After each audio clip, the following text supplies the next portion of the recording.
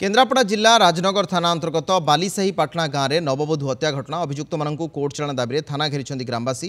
गत शनिवार दिन केन्द्रापड़ा जिला राजनगर थाना बालीसाही पाटना गाँव कल्पना परिड़ा को हत्या कर कल्पना 9 मासर गर्भवती थे। यौतुक शाशुघर लोके मारिदे कल्पना बापघर लोके राजनगर थाना अभियोग करते।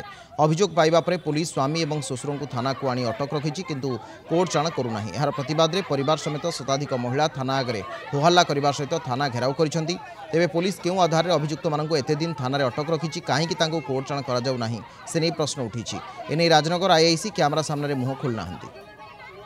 4 दिन है मो झील को मार दे सारे आम ये मरण है थाना राणी 2 जन को पूरे फरवार्ड करूना आम जहाँ कहला आम कथा कि शुणुना कहते आम कि तुम कथा शुणुना सी पैसा पुड़े ये जब आमको न्याय विचार नदब आ न्याय विचार देवे किए से आमको आम खाली किसी खोजुना आमको आम न्याय विचार आमको दियो।